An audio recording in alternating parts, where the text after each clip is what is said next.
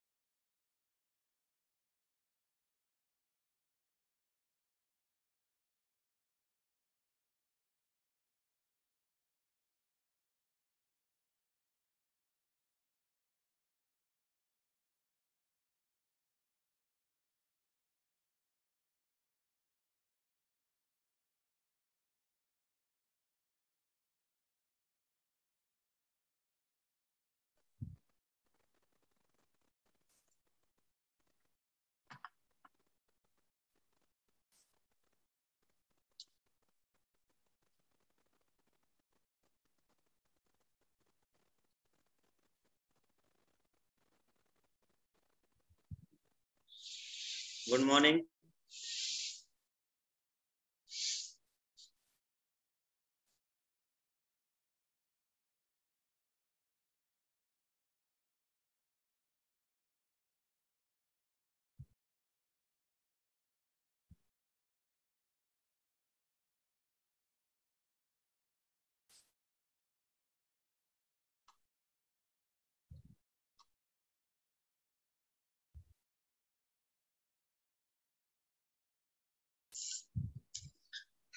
Previous class में हम लोगों ने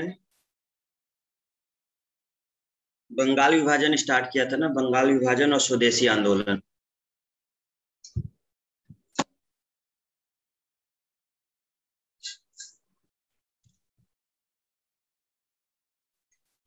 तो देखो सभी, बंगाल विभाजन का सबसे पहले अगर हम कहें कि किसके समय ये प्रस्ताव रखा गया या किसने इसकी घोषणा की बंगाल की, तो लॉर्ड कर्जन जो उस समय का वायसराय था, उसने बंगाल विभाजन की घोषणा कर दी थी 20 जुलाई 1905 को। और ये बंगाल विभाजन का क्या, बंगाल विभाजन में बंगाल को दो भागों में बांट दिया गया, एक पूर्वी बंगाल और एक पश्चिमी बंगाल। ठीक है, लेकिन ये प्रभावी कब हुआ, यानी कि ये घोषणा तो हो गई लेकिन जिस दिन से ये लागू हुआ वो अलग डेट है। 16 अक्टूबर 1905, मतलब 16 अक्टूबर 1905 को ये प्रभावी हुआ था। बट उसके बीच में ही एक डेट पड़ी थी 7 अगस्त 1905। देखो 20 जुलाई 1905 को इन्होंने घोषणा की थी, लेकिन 7 अगस्त 1905 को ये यानी अगले ही मंथ एक आंदोलन की घोषणा कर दी गई थी, स्वदेशी आंदोलन और बहिष्कार प्रस्ताव। मतलब चीजें हमने आपको बताई थी कि सीधे सीधे बहिष्कार था अंग्रेजों का, कि अब हम अंग्रेजों का कुछ भी प्रयोग नहीं करेंगे, है ना। और बंग भंग विरोधी आंदोलन, बंग भंग का मतलब होता है कि बंगाल विभाजन जो किया गया है उसको खत्म करना है, मतलब बंग भंग का मतलब बंगाल विभाजन। ठीक है, तो ये चीजें शुरू हुई। इनका नाम ध्यान रखना, सुरेंद्र नाथ बनर्जी जी मेन थे जो स्वदेशी आंदोलन के रूप में सामने आए उसमें। 16 अक्टूबर 1905 को ही शोक दिवस के रूप में मनाया जाने लगा, लेकिन जो रविन्द्रनाथ टैगोर थे वो कहते हैं कि इसको शोक दिवस के रूप में मत मनाइए, ये राखी दिवस के रूप में मनाइए। ठीक है, चलो कोई बात नहीं, ठीक है, हो गया। तो पूर्वी बंगाल और पश्चिम बंगाल, अंग्रेजों का कहना था कि हम तो ये जो कर रहे हैं वो आपकी भलाई के लिए कर रहे हैं, और अगर हम बंगाल का विभाजन कर देंगे तो बहुत आसानी से हम इसकी देख रेख कर सकते हैं, कहना उनका ये था। लेकिन असल में रियलिटी क्या थी कि पूरा वो मतलब हिंदू मुसलमान के हिसाब से था। जहां पर मुस्लिम जनसंख्या ज्यादा थी उसको पूर्वी बंगाल कहा गया, और जहां पर हिंदू जनसंख्या ज्यादा थी वो आपका पश्चिम बंगाल बना। इस तरह से इन्होंने बहुत सारी चीजें इसमें करी, और पूर्वी बंगाल के साथ असम मिलाकर के एक नया प्रांत बनाया गया और मुख्यालय उसको ढाका रख दिया गया। पश्चिम बंगाल के साथ उड़ीसा बिहार मिलाकर के दूसरा भाग बन गया। ठीक है, आगे चल करके हम लोग देखेंगे कि असम अलग हो जाएगा, ये असम इससे अलग हो जाएगा, पूर्वी बंगाल से असम हो जाएगा तो असम एक अलग बन जाएगा। यहाँ जो पश्चिम बंगाल है इसमें पहले बिहार अलग होगा, पश्चिम बंगाल से पहले बिहार अलग होगा 1912 में, और 1912 में जब बिहार अलग हो जाएगा तो फिर उड़ीसा अलग हो जाएगा 1936 में। मतलब पहले क्या हुआ कि पश्चिम बंगाल के साथ उड़ीसा और बिहार दोनों जुड़े हुए थे, लेकिन 1912 में इन दोनों को, जो उड़ीसा और बिहार को है, ये बंगाल से अलग कर दिया जाएगा जब ये विभाजन रद्द होगा, जब जॉर्ज पंचम भारत आएंगे। हाँ, 16 अक्टूबर बंगाल विभाजन हो गया। ठीक है, तो आज बंगाल विभाजन आज ही हुआ था। चलिए आगे देखते हैं इसमें। बंगाल विभाजन में महत्वपूर्ण भूमिका वैसे तो कर्जन की है, लेकिन कर्जन वायसराय है। जब वो पूछेगा जाएगा कि वायसराय कौन था तब आप ध्यान रखेंगे कि कर्जन है, लेकिन जब वो पूछा जाएगा कि ऐसा कौन व्यक्ति था जो बंगाल का उस समय लेफ्टिनेंट गवर्नर था और वो भी इसमें शामिल हुआ था, तो ये ध्यान रखना है। सर एंड्रयू हेंडरसन लीथ फ्रेजर, ये बने हुए क्वेश्चन है इसलिए आपको ध्यान रखने हैं।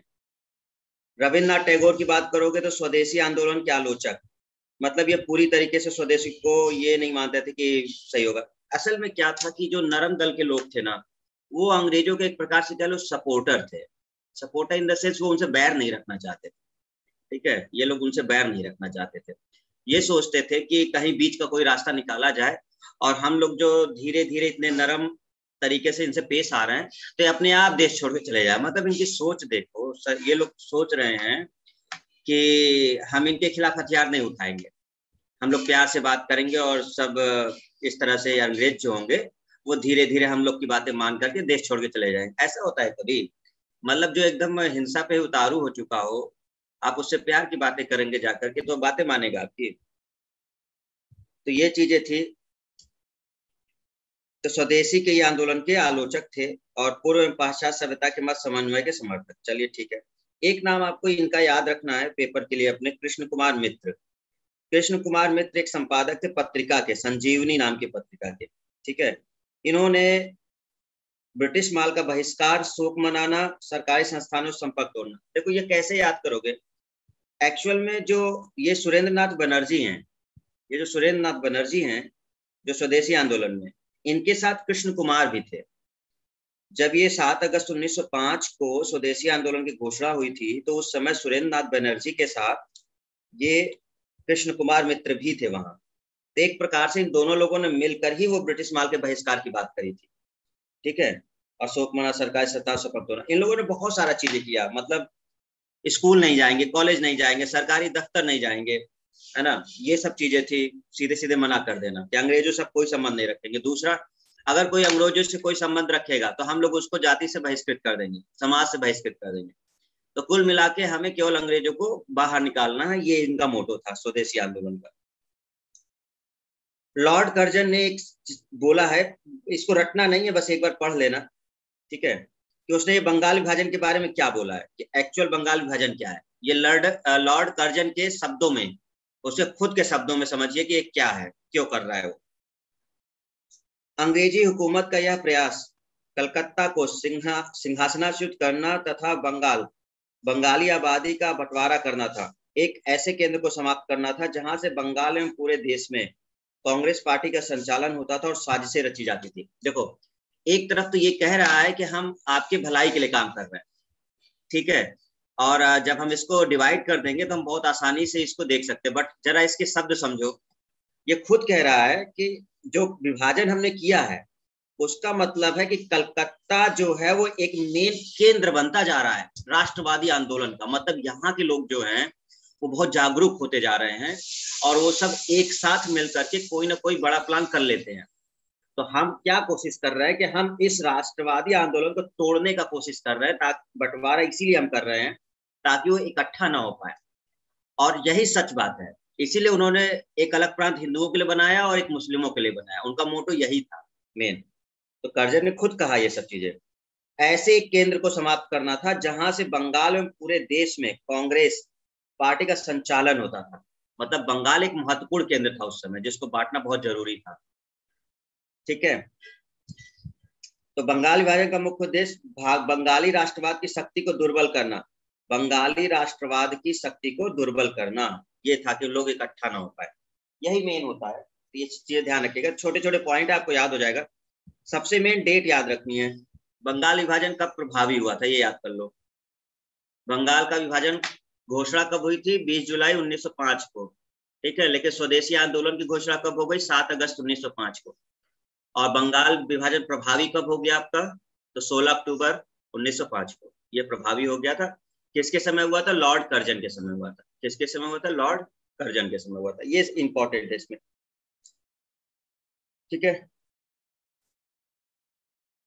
स्वदेशी आंदोलन जो क्वेश्चन बनते हैं आपके पेपर में उससे जरा समझ लो क्या पॉइंट्स है। स्वदेशी आंदोलन कहाँ से शुरू हुआ था? बंगाल से ही, वहीं से बातें चल रही हैं, वहीं से शुरू होगा।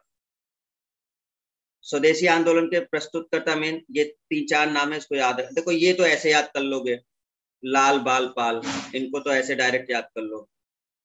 3 लोग तो डायरेक्ट हैं, लाल बाल पाल। तो लाल से बनते हैं लाला लाजपत राय, बाल से बनते हैं बाल गंगाधर तिलक और पाल से बनते हैं आपके बिपिन चंद्र पाल। तो लाला लाजपत राय, बाल गंगाधर तिलक और बिपिन चंद्र पाल, 3 लोग। और एक 4 बहुत मतलब इंपॉर्टेंट नेता हैं ये लोग, अरविंद घोष, बहुत बड़ा नाम है अरविंद घोष का। इसमें से जितने नाम है सब आप जानते होंगे। ये लोग गरम दल के नेता हैं।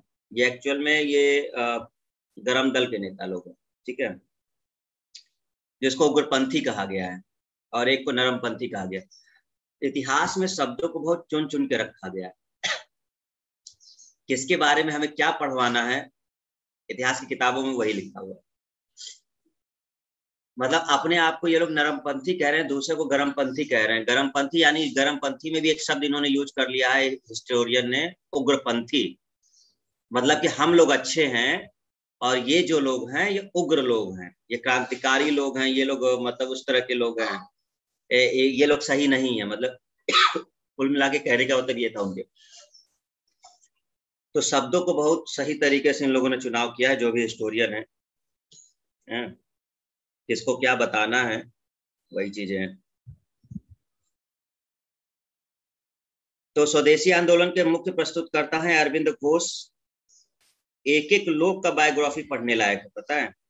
ये जो नेता है, ये जो बाकी लोग के आप पढ़ते हैं नेहरू वगैरह के या इनके, इससे बढ़िया है कि आप इनके पढ़ लीजिए, ठीक है। इनका कुछ पढ़ेंगे तो कुछ ज्ञान मिलेगा कि कैसे व्यक्तित्व है ये लोग, ठीक है, कुछ सीखने को मिलेगा।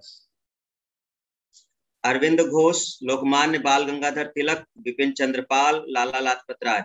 देखो, बाल गंगाधर तिलक इनका पहले नाम था, बाद में इनको लोकमान्य मिला है।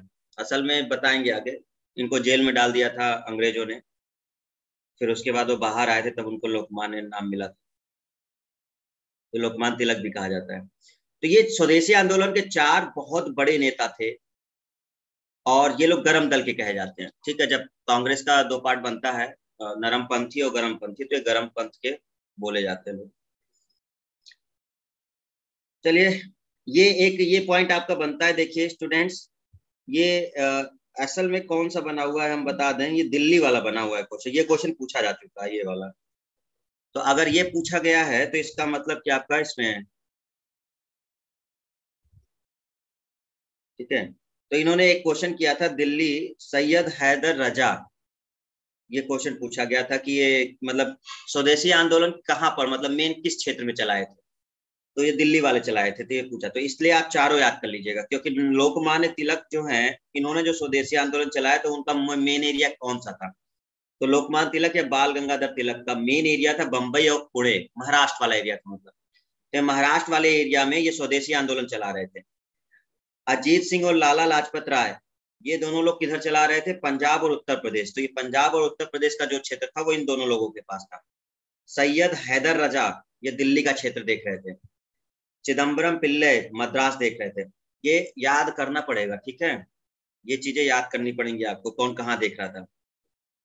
तो स्वदेशी आंदोलन का नेतृत्व, क्योंकि ये क्वेश्चन प्रीवियस ईयर पूछा गया है, सैयद हैदर रजा, और अगर इस तरह का पैटर्न बनता है तो ऑब्वियस सी बात है हमें ये भी याद करना पड़ेगा, ठीक है। स्वदेशी आंदोलन के जन समर्थन के लिए एक समिति बनाई गई थी, इस स्वदेश बांधव समिति। इसके जो मेन थे वो अश्विनी कुमार दत्त, महिलाएं भी शामिल थी, लेकिन मुस्लिम समुदाय एवं किसान इस आंदोलन से ज्यादातर बाहर ही रहे। मतलब जो स्वदेशी आंदोलन का मेन पॉइंट था, स्वदेशी आंदोलन अपने देश से रिलेटेड जो चीजें यूज करनी थी, बाहरी सामानों का बहिष्कार करना था, इन चीजों से मुस्लिम समाज दूर था। मुस्लिम समाज इसमें शामिल नहीं हुआ स्वदेशी आंदोलन में, और मतलब कुछ लोग शामिल हुए लेकिन एक बड़ा तबका जो था वो इससे बाहर रहा।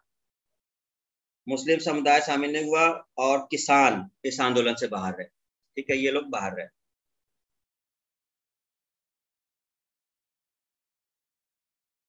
रियलमी C1, रियलमी, सो गए वो, देखो सो रहे हो, ऐसा सो गए वो सुनाई नहीं रही। रियलमी, हद है, फिर सो गई। कैमरा ऑन करके सो गई हो कम से कम, क्या है तुम लोग यार।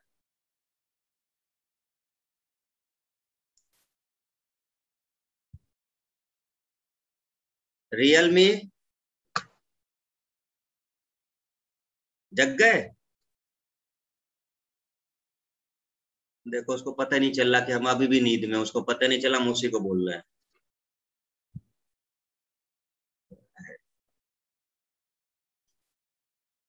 चलो ठीक। तो ये इस तरह से हमने देखा। तो आपको ध्यान रखना है कि स्वदेशी आंदोलन मेनली कौन कौन बड़े बड़े नेता थे। तो स्वदेशी आंदोलन में जो मेन नेता थे वो आपके लाल बाल पाल, लाल बाल पाल 3 लोग थे, और एक आपके थे उसमें अरविंद घोष। सभी बड़े नाम है, ठीक है। इनके बारे में पढ़ा करो। अब हमारे पास उतना टाइम नहीं है ना कि हम आपको इनका डिटेल पढ़ा सके। टाइम होता तो हम जरूर डिटेल बता देते। आपको देख रहे हैं सर जी ध्यान से।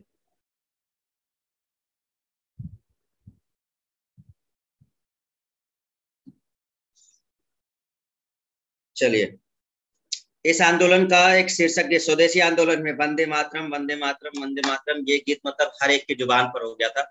जो भी मतलब आगे बढ़ता था वो वंदे मातरम ही कहता था, ठीक है। अब आप ये देखिए, वंदे मातरम गीत की अगर बात करें तो 1896 में जब कांग्रेस का अधिवेशन हुआ था तो वहां पर वंदे मातरम गीत गाया गया था कांग्रेस के 1896 के अधिवेशन में, और अध्यक्ष कोई मुस्लिम ही थे। तो एक मुस्लिम के नेतृत्व में वंदे मातरम गाया गया, ठीक। और आज की डेट में इतना आपको भड़का दिया गया है कि आप वंदे मातरम नहीं बोल सकते। आप किसी मुस्लिम से जाके कहेंगे तो कहेगा भैया हम नहीं बोलेंगे। बहुत सारे जो कट्टरपंथी होंगे, वैसे जो होंगे वो तो ठीक है, लेकिन जो होंगे, लेकिन अब ये वही चीजें है ना कि क्या आपको बताया जा रहा है, क्या आपको कहा जा रहा है। जबकि आप अगर देखें तो वंदे मातरम को एक मुस्लिम अध्यक्ष था कांग्रेस का, और उसके समय में ही इसको सबसे पहले गाया गया है वंदे मातरम। फिर अचानक से ऐसा क्या हुआ कि चीजें गड़बड़ हो गई। मतलब आपको इसके खिलाफ कुछ चीज बताई गई, समझाई गई, क्योंकि हमारे देश का एक बहुत बड़ा तबका पढ़ता नहीं है। हमारे देश का, हम दूसरों के क्या सोच कहें, हमारे लोगों में से ही बहुत लोग नहीं पढ़ते हैं। सुने सुनाई बातों पे सब है। किसी ने कुछ कहा तो किसी ने कुछ कहा, कभी खोज ढूंढने थोड़ा कोई जाता है। बस हाँ उसी पे चल रहा है, फिर उसके बाद उसी को नरेटिव बना दिया जाएगा, उसको आगे बढ़ा दिया जाएगा। 50 लोगों ने जिस बात को बोला वो फैल जाएगा, ठीक है। कुछ लोग हमारे बड़े बड़े नेता चाचा नेहरू बन जाएंगे, राष्ट्रपिता बन जाएंगे, बाकी जो है उनको अलग कर दिया जाएगा। अरे देखो ये फिर सो गई, उससे कहो कोई कि वो अपना कैमरा बंद करे। ऐसे ऐसे बैठे हैं, फिर वो सो गई।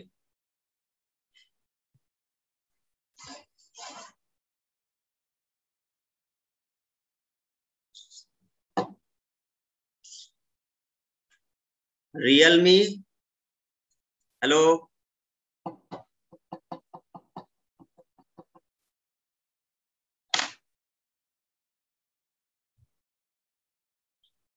चलो जाने दो, सोने दो उसे, सो ही जाने दो, फिर थोड़ी देर बाद सो।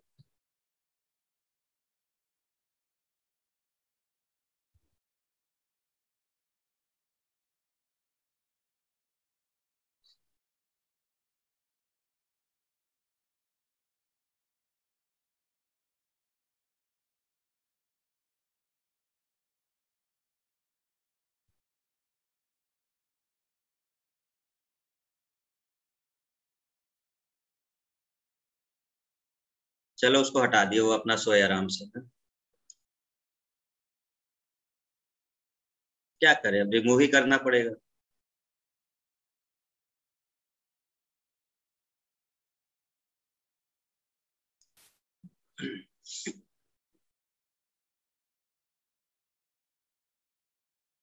ठीक है, चलिए आगे देखते हैं इसमें।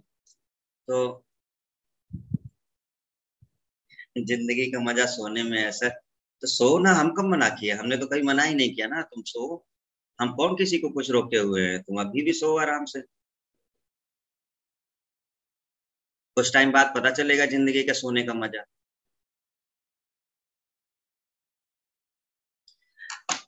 तो ये चलिए आगे देखते हैं, फिर उसके बाद कुछ डिस्कस करते हैं। तो आप वंदे मातरम इसका शीर्षक था। अच्छा, ब्रिटिश पत्रकार H.W. नेमिन्सन, ये लोग ये छोड़ भी सकते हो, लेकिन आप पढ़ लोगे तो बेटर रहेगा। इन्होंने जो स्वदेशी आंदोलन हुआ था, क्योंकि ये अंग्रेज है, तो इस समय इसने जो स्वदेशी आंदोलन था इससे जितनी भी चीजें थी वो सारी रिपोर्ट को इसने एक पुस्तक में छपवाया था, the new spirit in India. और इस पुस्तक को अगर आप पढ़ेंगे, या क्योंकि अब पूरी रिपोर्ट इसी में है, तो आपको ये पता चल जाएगा कि उस समय स्वदेशी आंदोलन के समय क्या क्या हुआ था। ठीक है, तो ये उसमें आपको ध्यान रखना है। ये बहुत इंपॉर्टेंट नहीं है, लेकिन हाँ आप टाइम रहे तो आप पढ़ लीजिएगा। लेकिन ये ऊपर की चीजें इंपॉर्टेंट है, ये वाला बहुत इंपॉर्टेंट है, इसको छोड़ना नहीं है। ये 4 लोग का जो है ना, कि कहाँ पर किसने नेतृत्व किया था। लोकमान्य तिलक जी ने बंबई पुणे में नेतृत्व किया था, अजीत सिंह और लाला लाजपत पंजाब उत्तर प्रदेश, सैयद हैदर रजा दिल्ली, किस चीज का नेतृत्व किए थे? स्वदेशी आंदोलन का नेतृत्व। ये ध्यान रखना है। ये स्वदेश बांधव समिति, ये अश्विनी कुमार दत्त भूलना नहीं, ये एक इंपॉर्टेंट समिति थी जो बनाई गई थी जनसंवेदन। ये वो समिति थी जिससे किसानों को जोड़ा गया था, क्योंकि एक्चुअल में क्या था कि स्वदेशी आंदोलन से ज्यादातर किसान लोग नहीं जुड़े थे। किसान नहीं जुड़े थे, मुस्लिम नहीं जुड़े थे, ठीक है, कुछ नीचे तबके के लोग नहीं जुड़े थे, लेकिन एक समिति थी स्वदेश बांधव समिति, जिसने कुछ किसानों को जोड़ा था, सबको तो नहीं, लेकिन कुछ किसानों को जोड़ा था इसने। इसलिए ये इंपॉर्टेंट है, ध्यान रखिएगा। ठीक है, आते हैं हम लोग यहां से यहां तक। सबसे इंपॉर्टेंट, इसको बड़े ध्यान से आप करना, उस कोशिश करो कि अभी याद हो जाए। ये बहुत इंपॉर्टेंट है, यहाँ से लास्ट तक। ये जॉर्ज पंचम से लेकर नीचे तक की चीजें वेरी वेरी इंपॉर्टेंट है। ठीक है, देखो क्या है इसमें, हुआ क्या था 1911 में। ब्रिटेन का जो राजा था जॉर्ज पंचम, ध्यान रखिएगा, उस समय जॉर्ज पंचम और उनकी पत्नी मैरी यानी महारानी, ये दोनों लोग भारत आए। कब आए? 1911 में आए। तो दिसंबर 1911 में, 12 दिसंबर की बात चल रही है, तो 1911 में जॉर्ज पंचम और महारानी आए। तो ऑब्वियस सी बात है, जब ये आएंगे और राजा है ब्रिटेन के,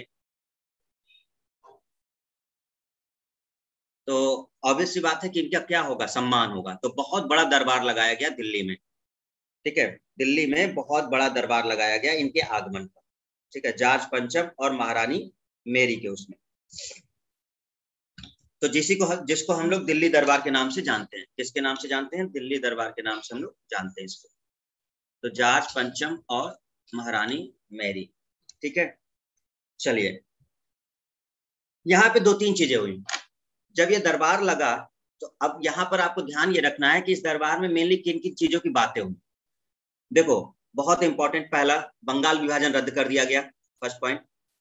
जब जॉर्ज पंचम आए और जब ये दिल्ली दरबार लगा, तो पहला पॉइंट यही हुआ कि जो बंगाल विभाजन था उसको रद्द कर दिया गया, फर्स्ट पॉइंट। दूसरा, जो राजधानी थी कलकत्ता, उसको शिफ्ट कर दिया गया, और कलकत्ता से राजधानी कहाँ ले आई गई? दिल्ली लाई गई।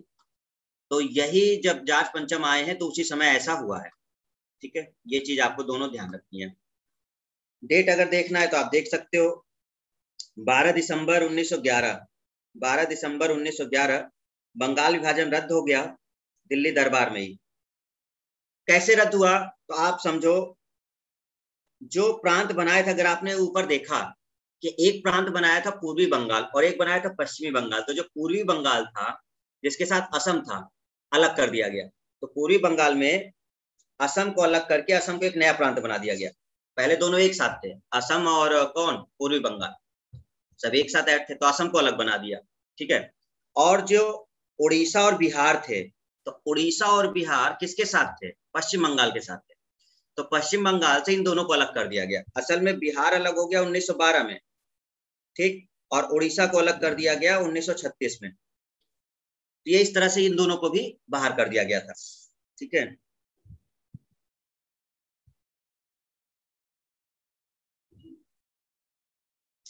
तो इस तरह से सारी चीजें आपकी अलग हो गई। और दिल्ली दरबार में ही कलकत्ता की जगह दिल्ली राजधानी बनाई गई। ये हुआ कब? तो इसकी डेट लिख लो, 1 अप्रैल 1912, 1 अप्रैल 1912। कैसे समझोगे? देखो, 2 चीजें, कंफ्यूजन मत क्रिएट करना। तुम लोग कंफ्यूज बहुत करते हो, अपने आप को भी और दूसरों को भी, आधा आधा पढ़ते हो और फिर उसमें प्रॉब्लम क्रिएट करते हो। जो घोषणा हुई है, राजधानी बनने की जो घोषणा हुई है, वो 1911 में हुई है, दिसंबर मंथ में।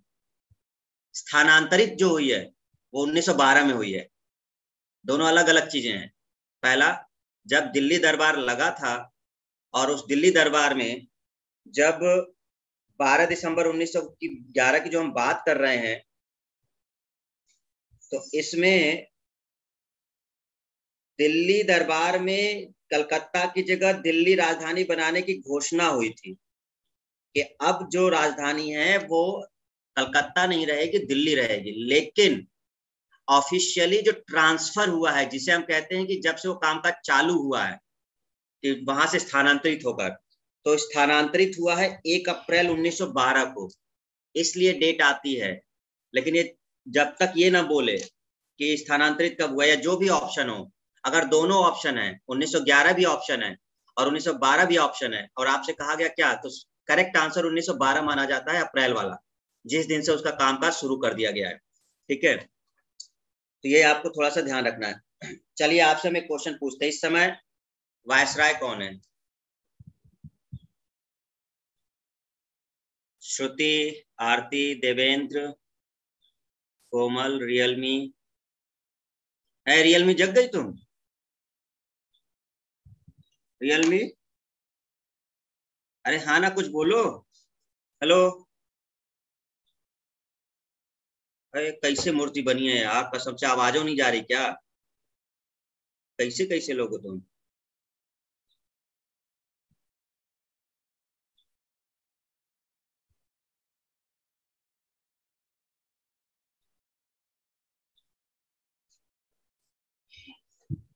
देखो, लॉर्ड कर्जन लिख रहा है, अरे गधू।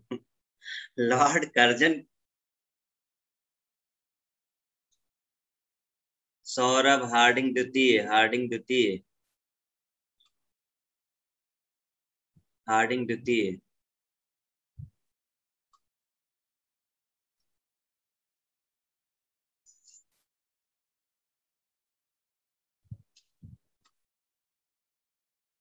चलिए, करेक्ट आंसर हार्डिंग द्वितीय है।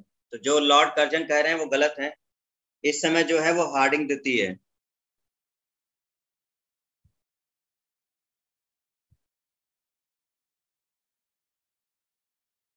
हार्डिंग द्वितीय है।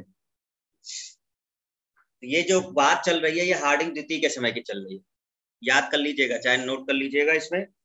तो हार्डिंग द्वितीय के समय ये बात हुई है दिल्ली दरबार में, ये जो चीज हुई है। ठीक है,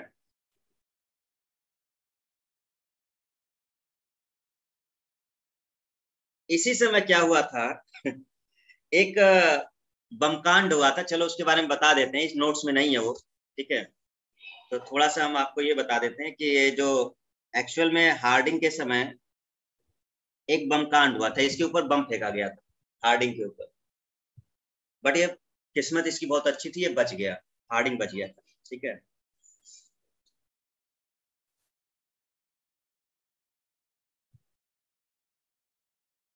राजधानी कब स्थानांतरित हुई है? तो 1 अप्रैल 1912 को ना, 1 अप्रैल 1912 को।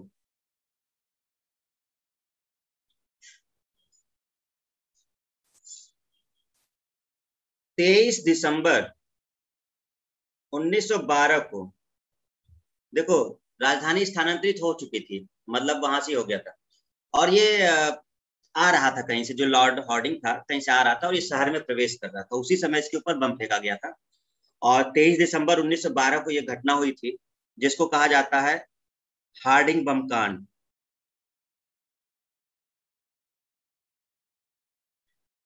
हार्डिंग बम कांड ये हुआ था। ठीक है, कौन कौन शामिल था इसमें?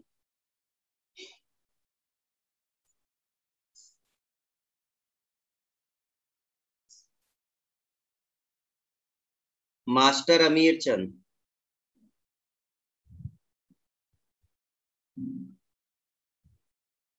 ये नाम पूछा जाता है, मास्टर अमीर चंद वाला, इनका नाम जरूर ध्यान रखना। रास बिहारी बोस, भाई बाल मुकुंद,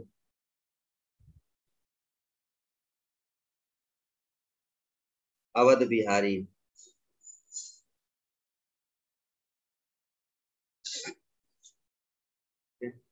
अच्छा, ये क्यों बता रहे हैं? क्योंकि इसमें से बस इतना ध्यान रखिएगा कि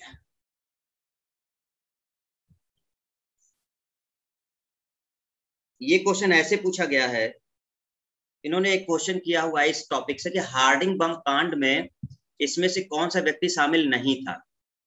ठीक है, तो उसमें एक ऑप्शन उन्होंने दिया था भगवती चरण बोहरा, जो चौथा ऑप्शन था भगवती चरण बोहरा। मतलब 3 नाम इसमें से थे, मास्टर अमीर चंद था, रास बिहारी बोस था और एक अवध भाई बाल मुकुंद, ये तीनों ऑप्शन थे। और एक जो चौथा ऑप्शन था वो था भगवती चरण बोहरा। भगवती चरण बोहरा ये भी क्रांतिकारी हैं, लेकिन ये इसमें शामिल नहीं थे। तो यही क्वेश्चन किया गया था कि कौन शामिल नहीं था। तो आपको ध्यान रखना था, जब ये पता होगा ना कि कौन शामिल है, तो हार्डिंग बम कांड। ठीक है,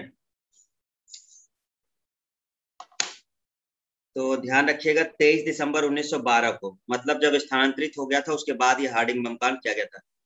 ये बच गया था। इसकी जगह एक अंग्रेज अधिकारी थी, उसकी पत्नी और उसकी बच्ची घायल हो गई थी, मतलब नुकसान उसको पहुंचा था। जबकि वो जो दूसरे अंग्रेज अधिकारी की बीवी थी वो इनको सपोर्ट करती थी राष्ट्रवादी आंदोलन। हाँ, ये लोग पकड़ लिए गए थे। ठीक है, ये लोग पकड़ लिए गए थे, इनको सजा हुई, लेकिन इसमें से एक व्यक्ति भाग गए थे। जो मेन इसके थे वो ये थे रास बिहारी बोस, जो सबसे मेन व्यक्ति थे, ये जापान भाग गए, तो ये नहीं पकड़े गए। ठीक है, रास बिहारी बोस जापान भाग गए थे। बाकी जो लोग थे वो पकड़ लिए गए थे और उनको सजा हुई थी। ये रास बिहारी बोस आपके बच गए थे। ठीक है, लेकिन वो शामिल थे उसमें, बस इतना ध्यान रखना है। तो बहुत डिटेल में हम नहीं जा रहे, बस आपको ध्यान रखना है कि हार्डिंग बम कांड में आपका 4 व्यक्ति जो मेन थे, इसमें से रास बिहारी बोस जो थे वो बच गए थे, है ना। ये ठीक वैसा ही है जैसे चंद्रशेखर आजाद वाला केस है, सबको पकड़ लिया गया था लेकिन चंद्रशेखर आजाद बच निकले थे। तो वो भी HRA, हिंदुस्तान रिपब्लिकन एसोसिएशन, एक क्वेश्चन बना था कि कौन था जो उसका सदस्य नहीं पकड़ा गया था, तो वो चंद्रशेखर आजाद क्वेश्चन बना हुआ है वो। लेकिन बाद में एक मुखबरी होती है और अल्फ्रेड पार्क इलाहाबाद में वो पकड़े जाते हैं। ठीक है, तो इस तरह के क्वेश्चन बनते रहते हैं ऑब्जेक्टिव में, है ना। चलिए इसमें देखते हैं फिर। तो ये चीज आपको क्लियर हो गई होगी। 12 दिसंबर 1911 को बंगाल विभाजन रद्द हो गया, है ना। और इसमें क्या किया गया कि वो जो प्रांत थे उन सबको अलग कर दिया गया। दूसरा क्या हुआ मेन, कि दिल्ली दरबार हुआ, और इस दिल्ली दरबार में ही 11 में दिल्ली दरबार हुआ। कलकत्ता की जगह दिल्ली राजधानी बनने की घोषणा की गई, और यह पूरी तरह से स्थानांतरित कब हुई, तो 1 अप्रैल 1912 को ये स्थानांतरित हो गई थी। मतलब पूरा कामकाज अब यहाँ से देखा जाने लगा। और उसके बाद ही दिसंबर मंथ में ही हार्डिंग बम कांड हो गया था। कुछ लोग नाखुश थे हार्डिंग से, जिस वजह से ऐसा हुआ था। ठीक है, बंगाल विभाजन के 1905 के विरोध में प्रारंभिक आंदोलन का नेतृत्व किसने किया था? ये क्वेश्चन ध्यान रखना है, सुरेंद्र नाथ बनर्जी। कैसे याद रखोगे, हमने शुरुआत में ही बताया था कि एक पॉइंट जो पीछे बताया था जब हमने, कि जब स्वदेशी आंदोलन चला था, जैसे ही बंगाल विभाजन हुआ था, तो 7 अगस्त 1905 को ही सबसे पहली कार्रवाई हुई, और उसका जो नेता था वो सुरेंद्र नाथ बनर्जी ही थे। तो स्टार्टिंग का अगर कोई पूछे तो आप लोग कंफ्यूज इसलिए होते हैं, नाम इसीलिए लिखा है हमने। आप इनमें से कोई नाम बता देंगे कि सर इनमें से कोई थे स्वदेशी आंदोलन 4, जी नहीं। सबसे प्रारंभिक नेता जो थे वो सुरेंद्र नाथ बनर्जी थे, जो सबसे पहले स्वदेशी आंदोलन के लिए चीजें चलाए थे 7 अगस्त 1905 को। बहुत इंपॉर्टेंट है, कंफ्यूजन क्रिएट होता है और इन्हीं सब चीजों में नंबर चले जाते हैं। ठीक है, तो बंगाल के विभाजन के विरोध में हुए प्रारंभिक आंदोलन जो सबसे पहले शुरू हुआ था वो सुरेंद्र नाथ बनर्जी के नेतृत्व में ही हुआ था, स्टार्टिंग में बिल्कुल। राष्ट्रीय शिक्षा परिषद 1906, ठीक है, ये एक लाया गया। और Indian society of oriental arts 1907 में अविंद्रनाथ टैगोर और गगनेंद्र नाथ। ये 3 पॉइंट आपको याद करने के लिए लिखे हैं, ये ऑब्जेक्टिव पेपर के लिए। तीनों आप रख लीजिएगा कि राष्ट्रीय शिक्षा परिषद अधिनियम जो है वो कब लाया गया, 1906 में। Indian society of oriental art 1907 में। अच्छा, ये क्या था शिक्षा परिषद, हम पीछे डिस्कस किए थे थोड़ा सा आपसे। हमने आपसे ये कहा था कि जब ये स्वदेशी आंदोलन चला था तो स्वदेशी आंदोलन में ही कई कॉलेज की स्थापना होने लग गई थी। आपको बोला था ना कि शिक्षा संबंधी प्रस्ताव आने लग गया था। 3-4 चीजें हुई थी, एक स्वराज की बात हुई थी, एक स्वदेशी की बात हुई थी, एक बहिष्कार की बात हुई थी और एक शिक्षा की बात हुई।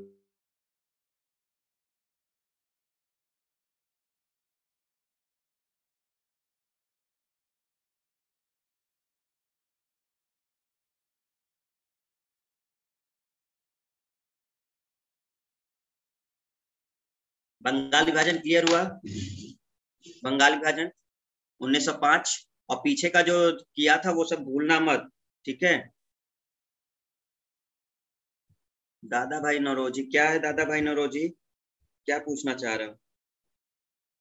पीछे का ये है कांग्रेस बनारस कलकत्ता। ठीक है, ये सब चीजें रटते रहिएगा। देखो याद नहीं करोगे तो सब भूल जाएगा, है ना।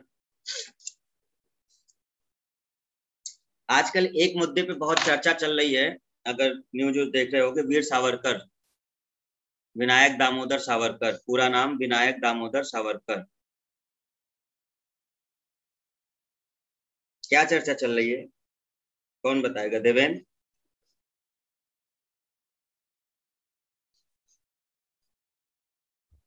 विनायक दामोदर सावरकर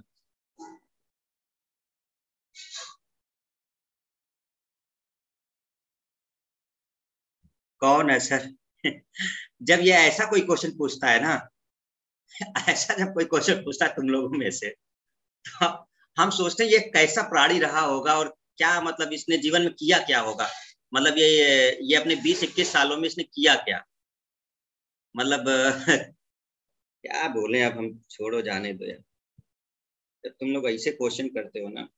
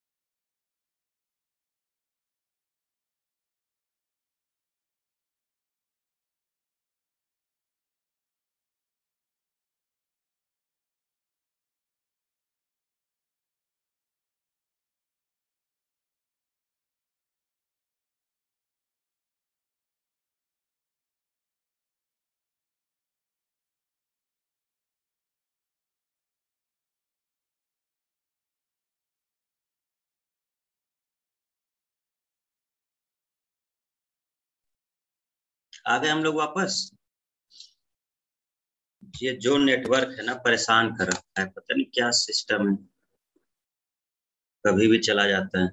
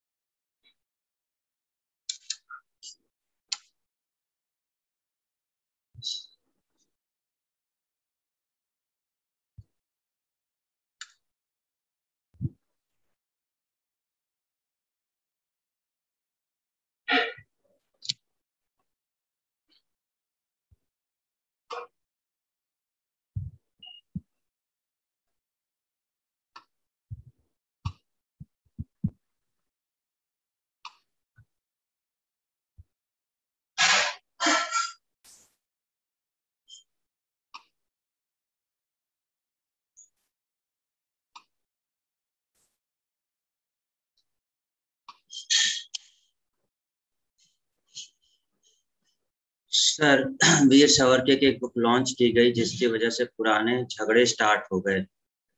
कह रहा है पुराने झगड़े स्टार्ट हो गए।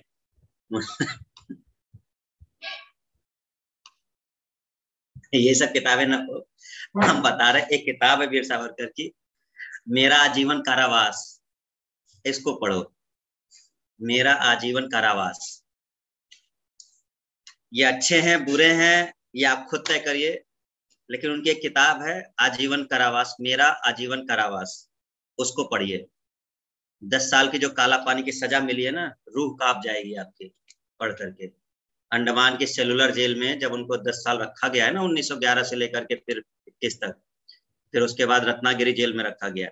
अच्छे बुरे इससे कोई मतलब नहीं, क्या है वो आप तय करिए, लेकिन उनकी किताब है एक मेरा आजीवन कारावास, उसको पढ़ो जरा, ठीक है।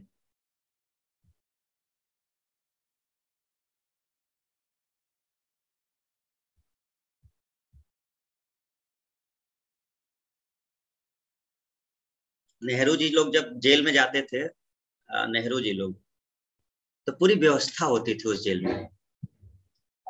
मतलब एक ऐसा पर्सन जो लड़ाई लड़ रहा है, नेहरू जी वगैरह जो भी थे,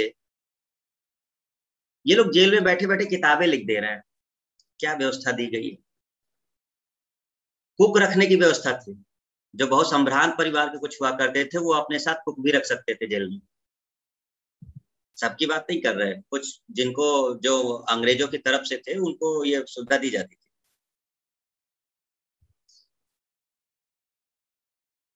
और ये लोग चाचा बन गए, सीधी सी बातें थी भाई, इन लोगों ने किया ना सबसे बड़े। तो आप कोई नहीं, ठीक है। अंग्रेजों से सावरकर मर्सी पिटीशन डाला था कई बार। क्या बोलते हैं उस मर्सी पिटीशन को, उस मर्सी पिटीशन को क्या बोलते हैं, और कितनी बार डाला था। इसे कहते हैं जानकारी का अभाव होना। 6 बार डाला था। 1911 से लेकर के 1920-21 के बीच तक 6 बार मर्सी पिटीशन पड़ा था। उसे मर्सी पिटीशन नहीं कहते, एमनेस्टी पिटीशन कहते हैं। 5 बार उन्होंने तब डाला था जब 1919 के पहले तक 5 बार डाला था पिटीशन, और एक पिटीशन डाला था 1920 में। 5 डाले थे उन्होंने पहले, 1919 तक डाले थे 5 पिटीशन, और एक डाला था 1920 में। 6 पिटीशन डाले थे। लास्ट वाला जो डाला था वो चलो उसको फिर कभी डिस्कस करेंगे, अभी हम लोग का टॉपिक कुछ और है। हाँ वो तब डिस्कस करेंगे जब क्रांतिकारी वाला शुरू होगा। क्रांतिकारी वाला जब शुरू होगा ना, अभी आएगा, भारतीय राष्ट्रीय आंदोलन शुरू होगा।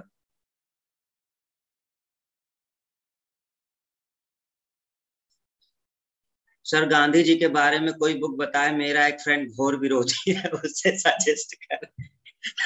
तुम लोग यार, मतलब तुमको जानकारी नहीं है, ये कह रहा है सर, मतलब इसको खुदे कुछ नहीं पता है, और ये कह रहा है कि सर बताइए। अब इसी को कहते जानकारी का अभाव होना। अब जब तुमको कुछ नहीं मालूम तो तुम वो मानोगे जो तुमसे कोई कुछ कहेगा। तो जो तुमसे जो कह देगा, चार लोग आएंगे वो तो आपसे कहेंगे, ये कहेगा यस भाई तू सही बोल रहा है, भाई तू ही सही बोल रहा है, क्योंकि आपको खुद नहीं मालूम है। ठीक, तब तक दूसरा वाला आएगा, दो ठो वो समझाएगा, दो चार वो ज्ञान दे देगा तुमको, कहेगा ये देखो ऐसे ऐसे ऐसे। तब तक हाँ भाई तू भी सही कह रहा है, तो वो भी सही कह रहा है, वो भी सही कह रहा है, खुद कंफ्यूज में है। तो किताबें हैं, अरे सीधे बायोग्राफी पढ़ लो ना। तुम्हें किताब ढूंढने की जरूरत क्या, तुम सीधे लिखो महात्मा गांधी की बायोग्राफी, ढेर सारी किताबें तुम्हें मिल जाएंगी, तुम इधर उधर भटकने की जरूरत क्या है। एक तो नाम सीधे डालो बायोग्राफी ऑफ महात्मा गांधी, तुम्हें किताबें मिल जाएंगी। ठीक है, पढ़ो, समय मिले तो किताबें पढ़ा करो। ठीक है। चलिए आगे देखते हैं इसमें। आएंगे हम, वो भी उस मुद्दे पे भी आएंगे जो सावरकर जी के बारे में जो चीजें हैं आएंगे, घबराओ मत। तुमने जितना सुना नहीं होगा उससे ज्यादा हमने किताबें पढ़ रखी हैं। ठीक है।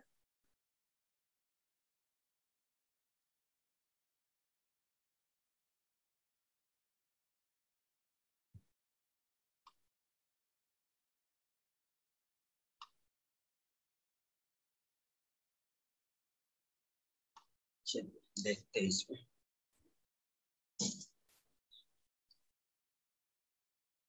शेयर, पेज शेयर हुआ है कि नहीं, पेज दिख रहा है? अच्छा ठीक है।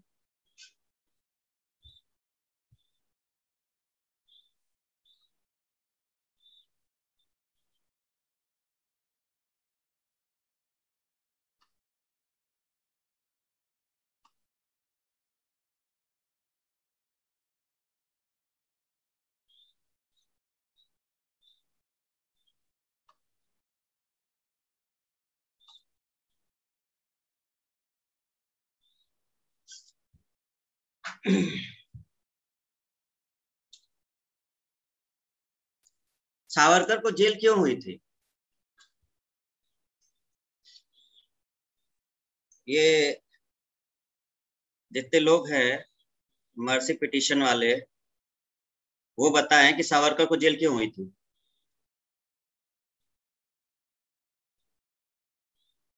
नहीं मालूम?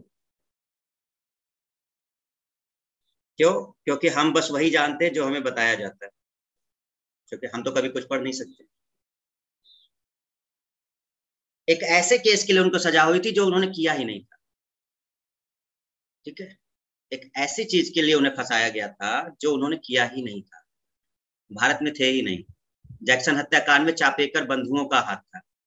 हर्षवर्धन, चापेकर बंधु थे तीन, उनका हाथ था जैक्सन हत्याकांड में, जिसके लिए सावरकर को दोषी बनाया गया और इंग्लैंड से उनको लंदन से गिरफ्तार किया गया जब वो फ्रांस में थे। तो फ्रांस से होकर के उन्हें लंदन से गिरफ्तार किया गया था जैक्सन हत्याकांड के लिए, जिसमें चापेकर बंधु शामिल थे।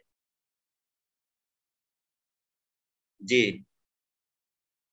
अब किसी को आप गिरफ्तार करके, काला पानी की सजा समझते हो क्या होती है? काला पानी के बारे में जरा एक बार पढ़िएगा कि क्या होती है सजा। और एक ऐसे व्यक्ति को जो उस चीज के लिए है ही नहीं है, और उसको आप अगर इस तरह से देंगे ना तो आपकी रूह कांप जाएगी कि क्या होता है काला पानी की सजा। इसमें एक बहुत बड़ा मुद्दा है जो नहीं बताया गया।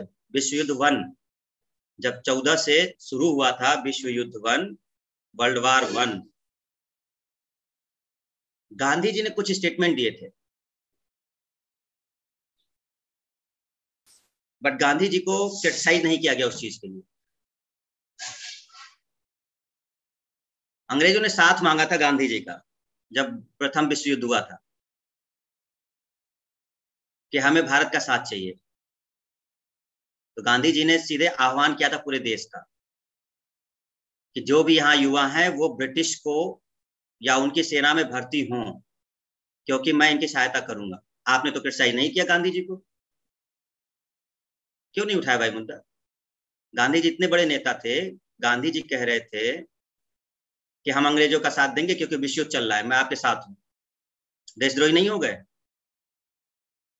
अगर आपने अंग्रेजों के लिए बोला तो गांधी जी देशद्रोही नहीं हो गए? जी नहीं, क्योंकि वो मांग थी उस समय की। देशद्रोही इसको नहीं कहा जाएगा। क्यों?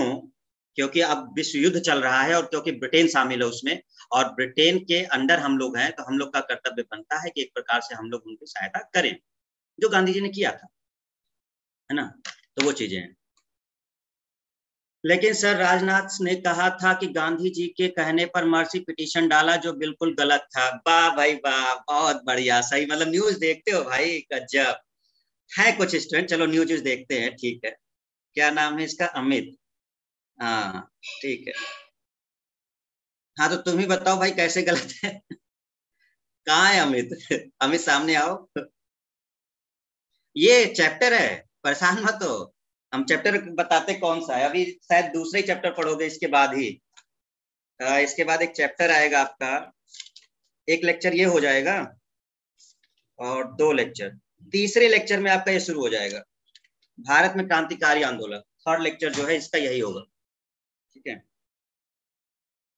सर खुद से डाला था, चलिए ठीक है, करेक्ट हम कर देते हैं। 5 पिटीशन जो पड़े थे वो गांधी जी से के अकॉर्डिंग नहीं। 1911 में जब 1911 से 1919 की जब बात हुई थी, तो ये पिटीशन खुद की तरफ से पड़ा था, जो सावरकर जी की तरफ से था। जो 6वां पिटीशन है 1920 वाला, वो गांधी जी के कहने पे पड़ा है। आप पूरी स्टोरी नहीं समझते। यहाँ पर पहले पिटीशन की बात नहीं हो रही है, कहीं कहीं कुछ नहीं लिखा है कि पहला पिटीशन या दूसरा पिटीशन। 6 पिटीशन पड़े थे। 6वां पिटीशन एक 25 जनवरी 1920, 25 जनवरी 1920 गांधी जी के कहने पर जो 6वां पिटीशन है वो पड़ा था। और गांधी जी ने सावरकर को नहीं कहा था पिटीशन डालने के लिए। तीसरे भाई हैं इनके, जो वकील थे, लाहौर में थे। उनको जेल से जब छोड़ने की बात की गई थी, बहुत सारे कैदियों को छोड़ा गया था, लेकिन सावरकर को नहीं छोड़ा गया था। तब उनके तीसरे भाई, 2 भाई इनके जेल में थे, एक भाई इनका बाहर था जो लाहौर में था, जो वकील था। उसने गांधी जी को पत्र लिखा। क्या पत्र लिखा? कि सबको जेल से छोड़ा जा रहा है, लेकिन सावरकर बंधुओं को नहीं छोड़ा जा रहा है। गांधी जी आप इसमें कुछ हेल्प करिए। तो गांधी जी ने सीधा सीधा उनसे कहा, आप कोई एक ऐसा पत्र लिखवाइए जिसमें कुछ ऐसा चीज हो जो पॉलिटिकल लगे, राजनीतिक टाइप से लगे, कि मैंने ये जो काम किया है वो पॉलिटिकल मोटिवेट होकर के किया है, कुछ ऐसा पॉइंट रखिए। वो लिखा गया था 6वां। तो केवल जो 6वां पिटीशन है 1920 वाला, वो गांधी जी के सुझाव पर लिखा गया है। शुरुआत के 5 पिटीशन उनके सुझाव पर नहीं लिखे गए हैं। और अगर आपको ये लगता है कि गांधी जी और सावरकर जी एक दूसरे को नहीं जानते थे, तो आपकी जानकारी के लिए बता दें, 1906 में जब इंग्लैंड में वीर सावरकर थे, तो गांधी जी उनके घर गए थे खाने पर। कहानी जब नहीं मालूम है तो थोड़ा सा पढ़िए उसको। वीर सावरकर जब इंग्लैंड में थे, उनके घर गांधी जी खाने पर गए थे। 1906 और 7 की बात है ये पहले से जानते थे दोनों लोग एक दूसरे को, ठीक है। तो ये चीजें हैं। तो जो 6वां पिटीशन है केवल उसकी बात हुई है, सारे नहीं। 5 पिटीशन जो पड़े हैं वो सावरकर ने खुद डाले थे 1919 तक के। 6वें पिटीशन के लिए उनके भाई ने रिक्वेस्ट किया है। सावरकर क्या, उनके भाई हैं एक तीसरे, जो वकील थे, जो बाहर थे, वो जेल में नहीं थे। उन्होंने मतलब इनसे, गांधी जी से एक रिक्वेस्ट किया था कि कुछ ऐसा करिए। तो इस तरह की कुछ चीजें चल रही थी उस समय, तब वो एक 6वां पिटीशन उसमें डाला गया। अंग्रेजों ने फिर भी नहीं छोड़ा। वो 6वें पिटीशन के बाद भी अंग्रेजों ने नहीं छोड़ा। उनको रत्नागिरी में करीब 4 साल के बाद रखा गया था, रत्नागिरी जेल में। 10 साल की काला पानी की सजा उधर हुई, 4 साल की इधर हुई, और जहां तक फिर काफी समय बाद वो चीजें हुई। तो ये कुछ ऐसी कहानी है, ठीक है। तो 5 पिटीशन उन्होंने खुद से डाले थे। स्टार्टिंग के 5 पिटीशन सावरकर ने खुद से डाले थे। एक पिटीशन वो गांधी जी के द्वारा था, जब उन्होंने सुझाव दिया था, क्योंकि गांधी जी बहुत बड़े वकील थे, बैरिस्टर थे गांधी जी। तो इनको ये चीजें मालूम थी ना कि किस तरह से चीजें किया जाता है, इसलिए उनसे सुझाव मांगा गया था गांधी जी से कि आप कुछ ऐसा बताइए कि ऐसा कुछ हो सके, ठीक है ना। तो ये कुछ चीजें हैं, लेकिन अब इससे ये नहीं कह सकते कि अब ये इनकी गलत थी। एक मर्सी या माफी मांगना देखो गलत है, इसमें कोई दो राय नहीं है, ठीक है। कि अगर आप किसी से माफी मांगते हैं या समथिंग, क्योंकि आप ही अकेले नहीं है, बहुत सारे लोग थे, है ना। चलिए वो देखते हैं हम लोग इसमें। अच्छा एक बात हम देखते हैं, ये हम लोग बात करेंगे जब भारतीय क्रांतिकारी आंदोलन शुरू होगा। परसों शायद चालू हो जाएगा, आज कल या तो परसों वो चैप्टर शुरू हो जाएगा, भारतीय क्रांतिकारी आंदोलन, जिसमें हम लोग ये सब पढ़ेंगे। है ना, कई लोग के नाम आएंगे उसमें। फिर गरम दल, नरम दल, ये भी शुरू हो जाएगा। अभी देखते हैं इसमें थोड़ा सा इसके बारे में डिस्कशन कर लें। मुस्लिम लीग का गठन अगर बात करते हैं तो मुस्लिम लीग के गठन में देखो ये चीज हम लोग पहले बात कर चुके हैं। मुस्लिम लीग का गठन अगर ध्यान दोगे तो एक हमने बताया था आपको 1906 वाला। देखिए मुस्लिम लीग का गठन, मुस्लिम लीग का पूरा नाम क्या था, क्योंकि शॉर्ट में इसको हम लोग मुस्लिम लीग कहते हैं। पूरा नाम जरूर याद रखा करिए। पूरा नाम इसलिए याद रखा जाता है क्योंकि कभी कभी वो नाम देगा, लेकिन मुस्लिम लीग से आप ये समझ जाओगे कि है कौन। तो पूरा नाम है इसका all India Muslim league. All India Muslim league, ध्यान रखिएगा, जिसको शॉर्ट में मुस्लिम लीग कहा जाता है। हेडक्वार्टर कहां पर है इसका? लखनऊ है। हेडक्वार्टर कहां पर है इसका? लखनऊ है। तो हेडक्वार्टर लखनऊ है। क्लियर? अच्छा, एक कंफ्यूजन वाला क्वेश्चन जो हमने आपके पेपर में देखा वो कुछ ऐसे है। देखो इन्होंने संस्थापक के रूप में कुछ क्वेश्चन किए थे। अब ध्यान ये रखना है कि वैसे जो ये पूछा जाता है कि मुस्लिम लीग के संस्थापक कौन है, तो मुस्लिम लीग के जो संस्थापक है वो सलीमुल्लाह खान, इनको सबसे ज्यादा श्रेय जाता है। लेकिन कभी कभी क्या होता है, इसमें तीनों ऑप्शन में आ जाते हैं। ये भी रहता है, आगा खां भी रहता है, मोहसिनुल मुल्क भी रहता है। तो है तीनों, लेकिन एक एक करके सबसे ज्यादा जो श्रेय है वो सलीमुल्लाह खां को है। अगर तीनों एक साथ आ जाते हैं तो आप इन्हीं को श्रेय देंगे। बट अगर उसमें सलीमुल्लाह खान नहीं है, मोहसिनुल मुल्क नहीं है, तो आप आगा खां को देंगे श्रेय। अगर ये दोनों नहीं है तो आप मोहसिनुल मुल्क को देंगे। अगर कोई भी दोनों है, जैसे मान लो सलीमुल्लाह खां या आगा खां दिए तो आप सलीमुल्लाह खां को बोलेंगे, इसलिए वरीयता क्रम दिया है। ये तब आपको क्वेश्चन करेगा जब आपको फंसाना चाहेगा क्वेश्चन, तब। तो संस्थापक के रूप में तीनों का नाम आता है, लेकिन क्रम से याद रखना है। सबसे पहली वरीयता इनको देनी है, सलीमुल्लाह खां को। दूसरे नंबर पे जो वरीयता देनी है वो आगा खां को देनी है, और तीसरे नंबर पे जो देनी है वो मोहसिनुल मुल्क को देनी है। किस हिसाब से पूछा गया है वो आपको ध्यान रखना है। तो आप अभी जो याद करेंगे वो सलीमुल्लाह खां याद करेंगे। अभी क्या याद करेंगे? सलीमुल्लाह खां याद करेंगे। कहां पर हुआ है? ढाका, बांग्लादेश। लेकिन अब देखो कंफ्यूजन कहां है। अब जो हमारा स्थापना जो हुआ है मुस्लिम लीग का, वो ढाका बांग्लादेश में हुआ है। लेकिन जैसे ही वो हेडक्वार्टर पूछता है तो आप गड़बड़ क्या करते हैं कि हेडक्वार्टर भी लोग ढाका दे देते हैं आंसर। नहीं, हेडक्वार्टर लखनऊ रखा गया है।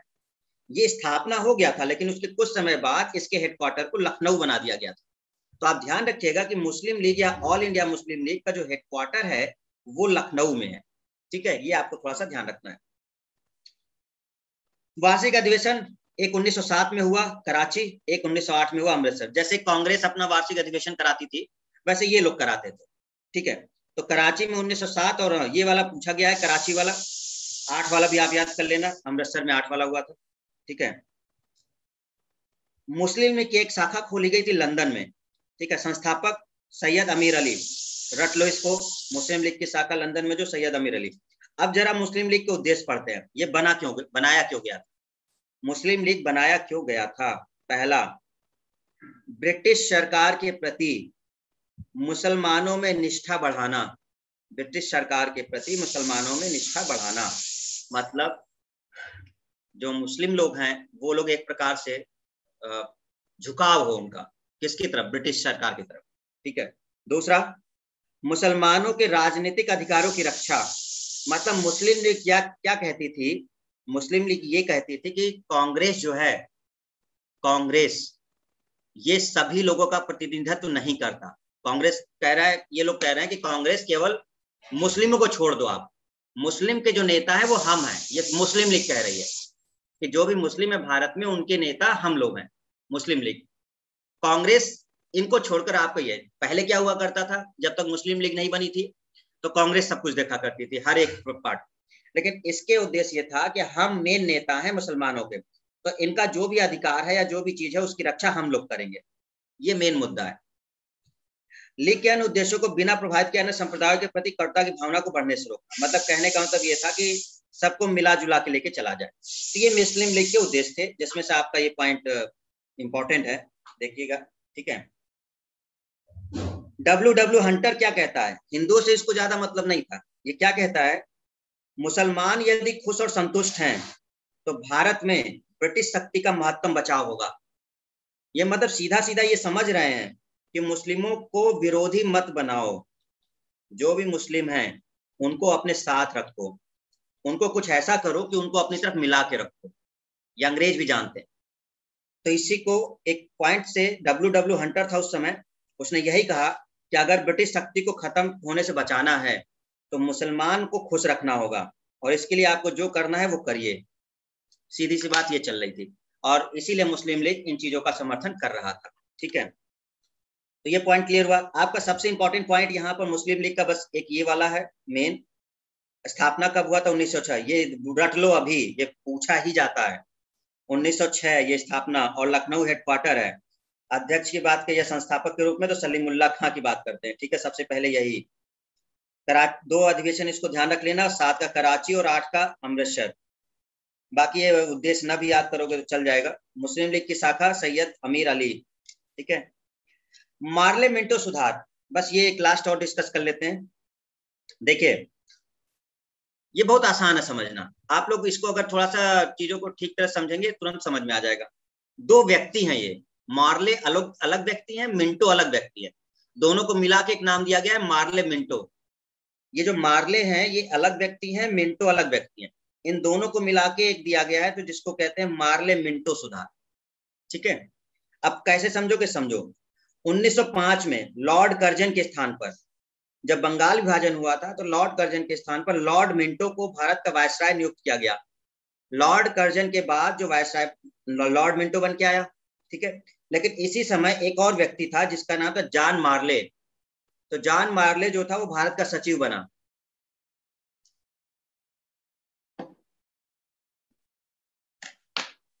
आधे से ज्यादा तो सो ही जा रहे हैं, चलो ठीक, बढ़िया है। तुम लोग सवेरे का तुम लोग का टाइम जो है ना। तो 1905 में लॉर्ड कर्जन के स्थान पे कौन बन के आया, लॉर्ड मिंटो बन के आया। तो लॉर्ड मिंटो भारत का वायसराय नियुक्त हुआ था, ध्यान रखिएगा। और जॉन मार्ले जो था भारत का सचिव बना था। इन्हीं दोनों को मिला के कहा जाता है मार्ले मिंटो। तो मिंटो है लॉर्ड मिंटो और मार्ले है जॉन मार्ले। इसमें से वायसराय कौन है, मिंटो है, मार्ले भारत का सचिव बन के आया है। इन लोगों ने एक सुधारों का एक प्रक्रिया दिया था जिसको कहा जाता है, ये है नाम, ये नीचे वाला, पढ़ लो इसको जरा एक बार, पढ़ लो। भारतीय परिषद अधिनियम 1909, इसी को कहा जाता है मार्ले मिंटो सुधार। अगर आपको नहीं पता तो इसको ध्यान रखिएगा, मार्ले मिंटो सुधार किसको कहा जाता है। भारतीय परिषद अधिनियम 1909 में एक अधिनियम लाया गया था, ब्रिटिश संसद में पारित किया गया था भारत के लिए, उसको बोला गया था भारतीय परिषद अधिनियम। इसी को कहा जाता है मार्ले मिंटो सुधार, जिसमें कुछ बातें बताई गई थी भारत के लिए कि आपको क्या मतलब किस तरह से हम इसको चलाएंगे, क्या क्या सुधार करेंगे। तो उसी को भारतीय परिषद अधिनियम या फिर मार्ले मिंटो सुधार कहा जाता है। ठीक है, गांधी जी ने क्या कहा था, मार्ले मिंटो सुधार ने हमारा सर्वनाश कर दिया है। गांधी जी इसको अच्छा नहीं मानते थे। गांधी जी ने कहा कि मार्ले मिंटो सुधार ने हमारा सर्वनाश कर दिया। अच्छा, सबसे बड़ी गड़बड़ जानते हो क्या था, ये वही समय है जब मुस्लिम लीग ने एक अलग प्रतिनिधित्व की मांग की थी। मुस्लिम लीग ने क्या कहा था कि जो मुसलमान हैं उनको अलग अलग निर्वाचन प्रणाली या निर्वाचक मंडल, उनको अलग निर्वाचक मंडल दिया जाए, मतलब उनको अलग वोट देने का अधिकार दिया जाए। उसने ये मांगा था। तो गांधी जी के शब्दों में यही था कि ये लोग, इसका मतलब कि अंग्रेज चाह रहे हैं कि ये बट जाए ये लोग, क्योंकि तो अगर अलग निर्वाचक मंडल मुस्लिमों का हो जाएगा तो इसका मतलब सीधा सीधा बात है कि उनका वो अलग हो जाएंगे, हिंदू अलग हो जाएंगे। तो इसी को ये बहुत खराब मानते थे, मार्ले मिंटो सुधार को। और ये सीधा सा बात ये था, देखो यही कि सांप्रदायिक प्रतिनिधित्व प्रणाली के तहत मुसलमानों के लिए अलग निर्वाचन मंडल की व्यवस्था, मतलब ये चाहते थे कि मुसलमानों का अलग निर्वाचन मंडल, वो अपना खुद चुने। जैसे एक बात हमने आपको बताया था, जैसे डॉक्टर भीमराव अंबेडकर जी ने जब वो गोलमेज सम्मेलन वगैरह हुआ था तो उसमें एक बात बताई थी कि जो पिछड़ी जाति हैं या दलित जाति हैं उनको 2 वोट देने का अधिकार मिले और उनका एक अलग निर्वाचन मंडल हो। ऐसा एक उन्होंने डिस्कस किया था, बट गांधी जी ने अपोज कर दिया था। फिर वही पुणे जेल में वो पहुंचे थे और वहां पर वो चीजें हुई थी। तो वैसा ही एक और पॉइंट था कि ये जो भारतीय परिषद अधिनियम था, इसमें भी ये चीज थी कि इसमें इन लोगों ने वैसे दे दी थी, मतलब क्या कहा था, ये अनुमति दे दी थी अंग्रेजों ने, ये भारतीय परिषद अधिनियम में ये बात इन्होंने बोल दी थी, मुसलमानों के लिए अलग निर्वाचन मंडल की व्यवस्था। इसी चीज को ये बहुत गलत मानते थे गांधी जी। तभी इन्होंने कहा था कि मॉर्ले मिंटो सुधार ने हमारा सर्वनाश कर दिया है, क्योंकि अब इसने हमको बांट दिया। गांधी जी के शब्दों में ये था, ठीक है, कि अब इसने हम लोग को बांट दिया है। तो आप ध्यान रखिएगा, एक एक लाइन की चीजें हैं, यहाँ से क्वेश्चन बनते हैं, इसलिए आपको ध्यान रखने हैं, इसलिए हमने अलग से इसको इंक्लूड कर लिया है। मार्ले मिंटो सुधार अगर हम डायरेक्ट आपसे बात करें तो आप सीधे याद कर सकते हैं कि मार्ले मिंटो सुधार का मतलब है 1909 का भारतीय परिषद अधिनियम, सीधे आपको ये याद कर लेना है।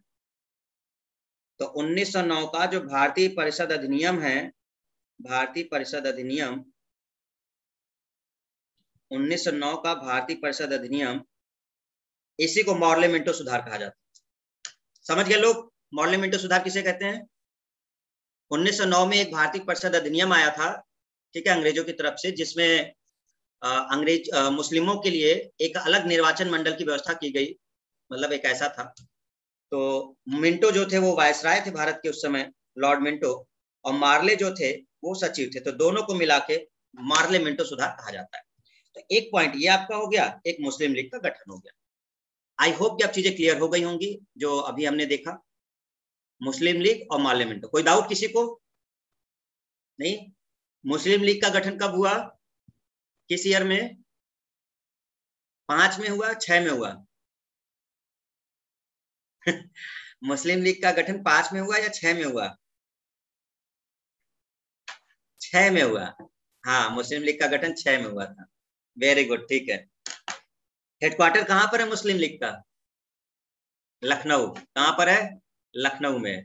दो चीजें याद कर लेना, एक लखनऊ और 1906, ये दोनों याद रखिएगा। और एक ये नाम याद कर लो अभी, सलीमुल्लाह खान। 3 चीजें तो रट लो अभी।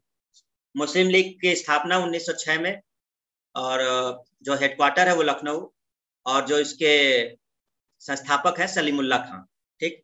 फिर अगला आप याद कर लो मार्ले मिंटो सुधार। तो मार्ले मिंटो सुधार आपका कब आया? 1909 में। और क्यों इसको मार्ले मिंटो सुधार कहा जाता है? क्योंकि 2 व्यक्ति थे उस समय, एक वायसराय था भारत का लॉर्ड मिंटो, और एक था आपका जॉन मार्ले जो भारत का सचिव था। और ये है क्या?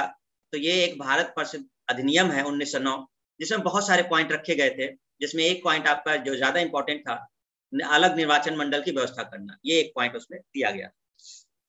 ठीक है, चलिए ये कंप्लीट है। तो स्टूडेंट्स ये कंप्लीट होता है, तो आज के लिए ध्यान रखिएगा, है ना। कल हम लोग देखेंगे, इसको रिवाइज करते रहो नहीं तो भूल जाएगा। कल हम लोग देखेंगे नरम दल और गरम दल, और नरम दल गरम दल जैसे ही खत्म होगा फिर हम लोग का क्रांतिकारी वाली चालू होगा। फिर हम लोग वही सब लोग को देखेंगे, फिर लाल बाल पाल देखेंगे, उसमें चंद्रशेखर आजाद आएंगे, फिर सब लोग आएंगे, फिर रोशन सिंह आएंगे, है ना, जिनको फांसी हुई है इलाहाबाद में, रोशन सिंह को, है ना। तो फिर धीरे धीरे करके कल हम लोग नरम दल गरम दल देखेंगे, उसके बाद हम भारतीय क्रांतिकारी आंदोलन।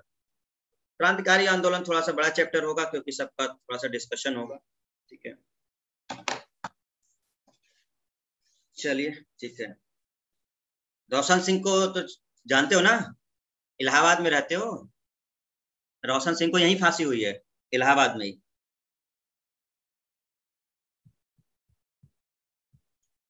राम प्रसाद बिस्मिल को गोरखपुर में फांसी हुई थी, है ना। ऐसे सब लोग को अलग अलग जगह पे इन लोग को भेज दिया गया था। कोई नहीं, रिवाइज कर लेना आज वाला। कल हम लोग नरम दल और गरम दल पढ़ेंगे, ठीक है। नरम दल गरम दल में नेता के नाम पूछे जाते हैं, जैसे गोपाल कृष्ण गोखले नरम दल के थे या गरम दल के थे? गोपाल कृष्ण गोखले कौन थे? नरम दल से थे या गरम दल से थे? मतलब नरम पंथी या उग्रपंथी?